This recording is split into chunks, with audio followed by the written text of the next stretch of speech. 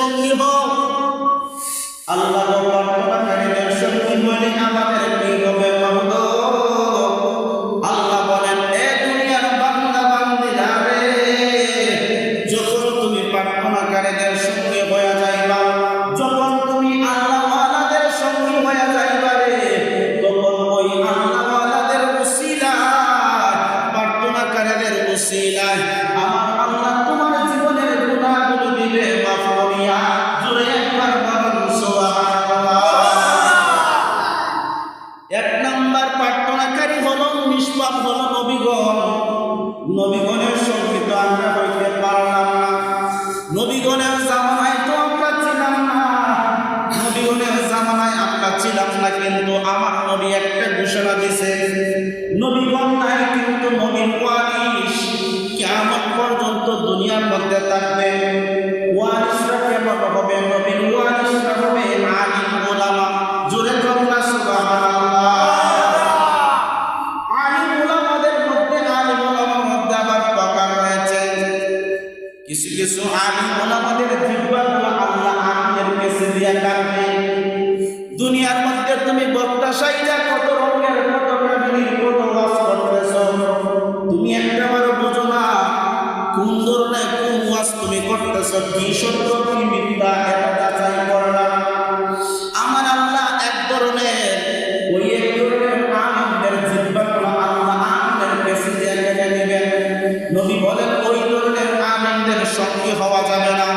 জানা নাকি সত্য কথা বলতে ভয় পায়, যারা নাকি মিথ্যা কথা বলতে সাহস পেয়ে যায়, মিথ্যা মিথ্যা মিথ্যা মিথ্যা দিয়ে সমাজ গর্ব, মিথ্যা দিয়ে সংসার গর্ব, মিথ্যা দিয়ে চলতেছে, মিথ্যা দিয়ে চলতেছে। এই মিথ্যা থেকে যদি একজন বাহির হয়ে না আসে, ওই ধরনের মানুষের সঙ্গী হওয়া যাবে না। সঙ্গী যদি হতে হয়, সঙ্গী হতে হবে আল্লাহওয়ালা, আমার নবীওয়ালা, ওলি আউলিয়ার প্রেমিক ওয়ালা, এমন একজন ইমানদার মুত্তাকিদের সঙ্গী হয়ে যান। মুত্তাকিদের সঙ্গী হয়ে গেলে আমার আল্লাহ ওই প্রার্থনাকারীদের উসিলা কেন জানেননি? একজন আলিমের জন্য প্রত্যেকটা দিন আমার আল্লাহর কাছে অনেক ফেরেশতারা একজন আলিমের জন্য প্রত্যেকটা সেকেন্ডে আল্লাহ দরবারে ক্ষমা প্রার্থনা করে। একজন আলিমের জন্য আল্লাহর দরবারে ফেরেশতারা সেকেন্ডে দোয়া করে, আল্লাহ ও আল্লাহ ওই আলিমকে তুমি কবুল করো, যদিও কিছু গুনাহ রয়েছে মাফ করিয়া দাও। একজন শুধু আলেম নয়, মাদ্রাসার একজন ছাত্রের জন্য প্রতিটা দিন আপনি সাধারণ মনে করবেন না রে বাবা। স্কুলের একটা ছাত্র, স্কুলের 1 ক্লাসের একটা ছাত্র আর মাদ্রাসার 1 ক্লাসের একটা ছাত্র ব্যবধান রয়েছে। স্কুলের ছাত্রের জন্য গাছের পাতা দোয়া করে না, স্কুলের ছাত্রের জন্য ফেরেশতারা দোয়া করে না, কিন্তু মাদ্রাসার একটা ছাত্রের জন্য গাছের পাতা আল্লাহর কাছে দোয়া করে। রাস্তায় দিয়ে হাইটা গেলে 70,000 নূরের পাতা ফেরেশতারা বিছায়া দেয়। জোরে বলেন না সুবহানাল্লাহ। 70,000 পাতা গুলো ফেরেশতারা বিছায়া দেয়। মাদ্রাসায় একটা ছেলে একটা মেয়ে যখন যায়, শিক্ষার জন্য যখন একটা ছেলে একটা মেয়ে মাদ্রাসার মধ্যে আপনি পড়াইবেন, ওই ছেলে এবং মেয়ের জন্য গাছগাছালির পাখিরা, গাছগাছালির পাতারা, প্রত্যেকটা গাছ আল্লাহর সৃষ্টি জগতের যতগুলো সৃষ্টি রয়েছে সমস্ত সৃষ্টিগুলা ওই ছাত্রের জন্য, ওই ছাত্রীর জন্য দোয়া করে। ওই অবস্থায় যদি সে মারা যায়, মাদ্রাসায় আসা যাওয়া অবস্থায় যদি কোনো ছাত্র কোনো ছাত্রী মারা যায়, ওই ছাত্র ছাত্রীরা শহীদি দরজা লাভ করিব। সুবহানাল্লাহ। এই জন্য ওই ছাত্র থেকে আস্তে আস্তে আস্তে আস্তে আলিম হয়ে যায়।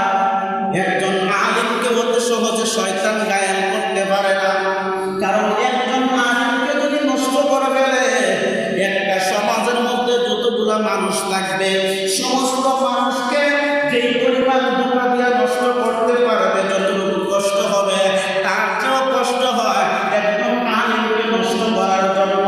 অত সহজে নষ্ট করতে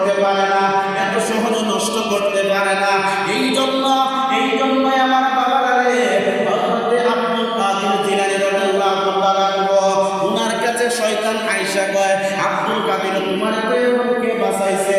কয় আমার তোমার তো আমার আল্লাহ বাঁচাইছে। শয়তান কয় না, তোমার ইলম তোমারে বাঁচাইছে।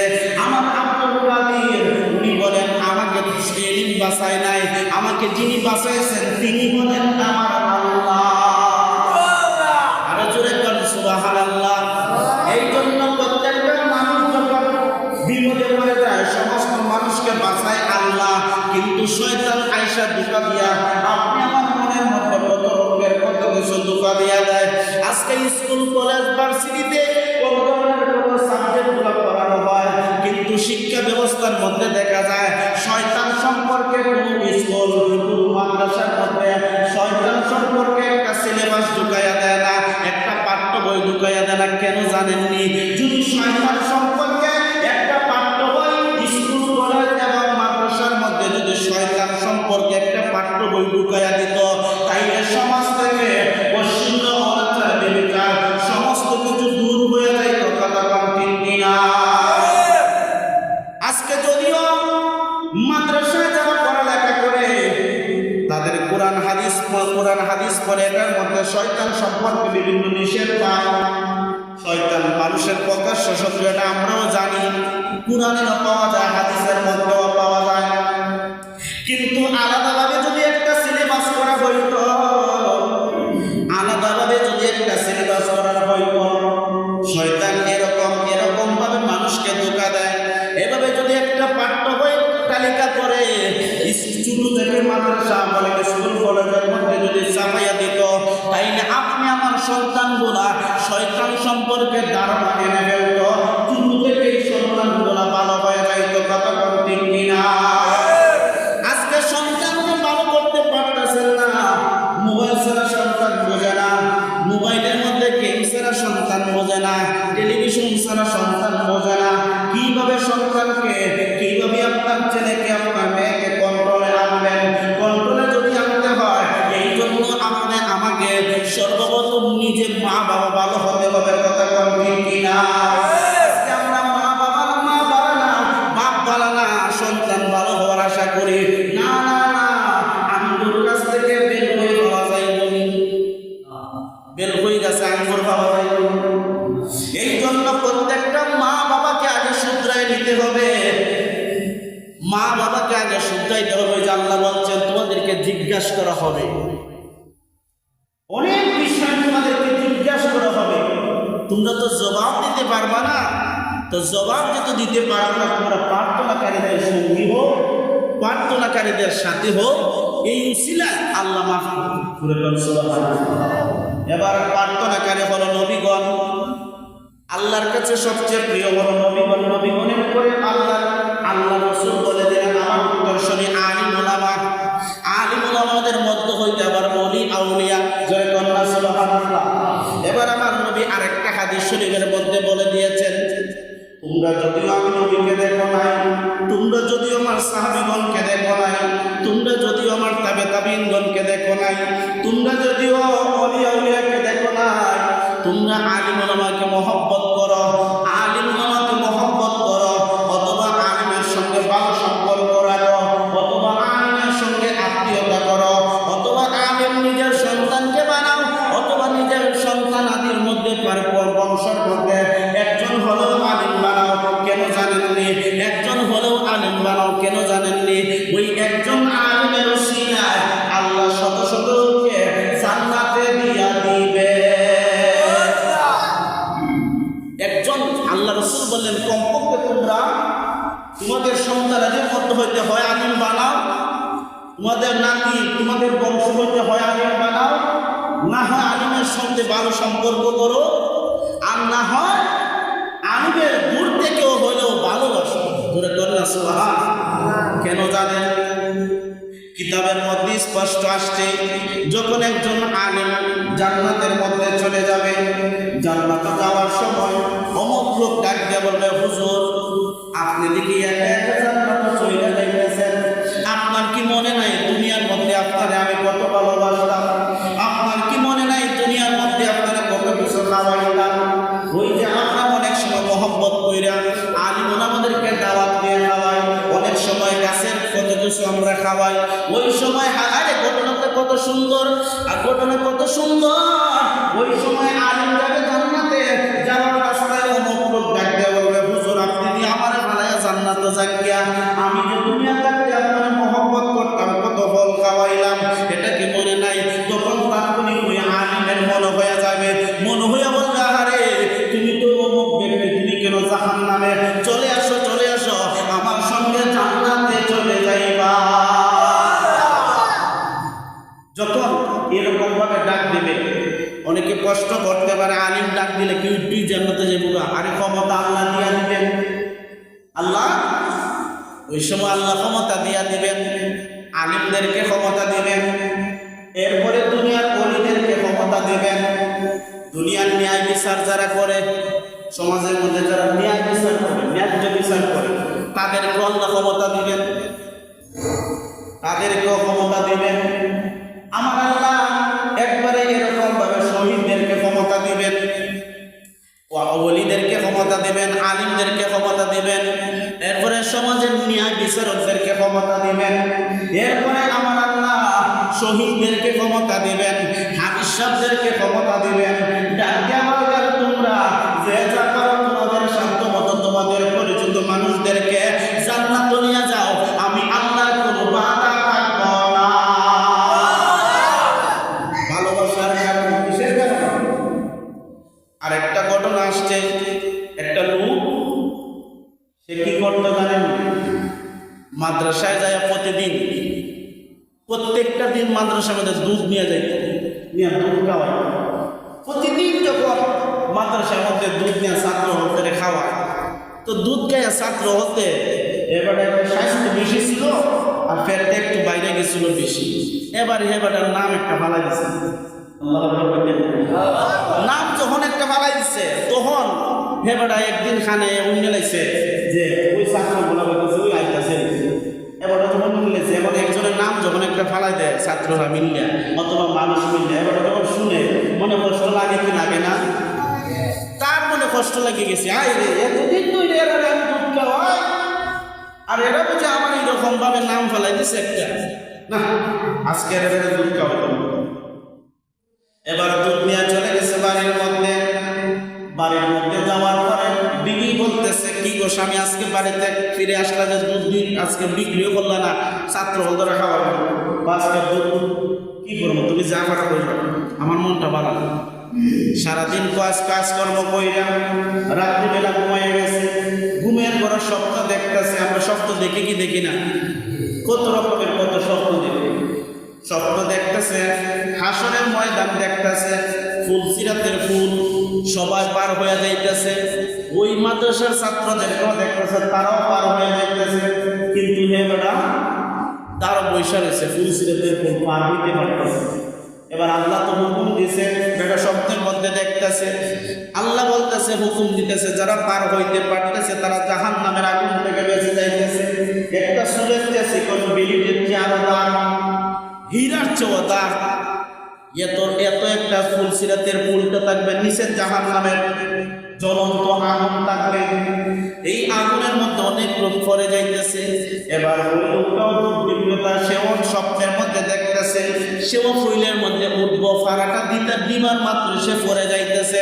তারপরে দেখা যায় ওই ছেলেটা, যেই ছেলেটা বেশি তাকে নিয়ে মস্কারি করতেছিল, ওই ছেলেটার সঙ্গী সাথীদেরকে ডাক দেওয়া হয়, কি রে কি আমাদের দুধ বিক্রেতা দিকে ফইরা যাইতেছে, টান দিয়া ধর, টান দিয়া ধর, তাইলে তো জাহান্নামের আগুনে চইলা যাইব। এই শব্দ দেখে টাস করে সামনে রয়েছে ঘুমের মধ্যে। যখন জাগ্রত হয়ে উঠছে, এবার স্ত্রী কয়, কি ব্যাপার? কয় আর কয় না, খুব মারাত্মক স্বপ্ন দেখছি। কয় কি? কয় এমনি এমনি স্বপ্ন দেখছি। কয় খাইলে তো খুব ভয় না, হুজুরের কাছে যাওয়া। এবার স্বপ্ন হয় দুই ধরনের। কিছু স্বপ্ন আছে যেগুলো মানুষের কাছে বলা নিষেধ, যদি বলেন আপনার বিপদ। আর কিছু স্বপ্ন আছে মানুষের কাছে বলতে হবে, আর কিছু স্বপ্ন আপনি মানুষের কাছে বলবেন, কিছু স্বপ্ন গোপন রাখবেন। তবে ব্যাখ্যা জানার জন্য যারা ব্যাখ্যা জানেন তাদের কাছে যাবেন। যারা উল্টা পাল্টা ব্যাখ্যা দিব তাদের কাছে যায়েন না, সঠিক ব্যাখ্যা যারা দিতে পারে তাদের কাছে বলবেন। না হয় শব্দ এভাবে যদি আপনি বর্ণনা করেন মানুষের কাছে, আপনার বাবার হুজুরের খারাপ হতে পারে। ওই লোকটা এবার কি করলো, হুজুরের কাছে গেল, হুজুর ডাক দিয়া কয়, ও আপনি তো প্রতিদিন দুধ খাওয়ান, আপনি তো গতকালকে দুধ খাওয়ান নাই, কেন খাওয়ান নাই? কয় হুজুর আমি বুঝতে পারছি, মনে হয় ছাত্রদেরকে আমি একদিন অপরাধ একদিন তাদের মুখের ভাষা শুনিয়া মনটার ভিতরে কষ্ট নিয়েছিলাম, এই জন্য আমি এরকম শব্দ দেখেছি। হুজুর কয়, হ্যাঁ অবশ্যই তুমি ছাত্রদেরকে মহব্বত করবা, কেন করবা জানো নি? আমার আল্লাহ প্রত্যেকটা ছাত্রের পিছনে 70,000 নূরের পাখা ফেরেশতারা বিছায়া দেয়। একটা ছাত্রের পিছনে, একটা মাদ্রাসার ছাত্রের পিছনে 70,000 পাখা বিছায়া দেয়। এই জন্য বাবারে আল্লাহ রাসূল সাল্লাল্লাহু আলাইহি ওয়াসাল্লাম বলেন, ওই ছাত্রদেরকে ভালোবাসো, ওই ছাত্রদেরকে আলিম উলামাদেরকে মহব্বত করো, কারণ আলিম উলামা হলো আমি নবীর উত্তরসূরি। তবে আলিম উলামার মধ্যে দেখতে হবে যার ভিতরে নবীর প্রেম নাই, যার ভিতরে নবীর মহব্বত নাই, যার ভিতরে নবীর সুরত নাই, যার ভিতরে নবীর সিরাত নাই, যার ভিতরে নবীর সুন্নাত নাই, যার ভিতরে নবীর আবার নবীর লেবাস নাই, নবীর মহব্বত নাই। আলালা ইমান আল ইমান না মহব্বত লাহ, ওই বিষয়টা যার ভিতরে থাকবে না, ওই সমস্ত আলিমকে মহব্বত করা যাবে না। মহব্বত করতে হবে আল্লাহওয়ালা নবীওয়ালা আলিমদেরকে। জুড়ে বলুন সুবহানাল্লাহ।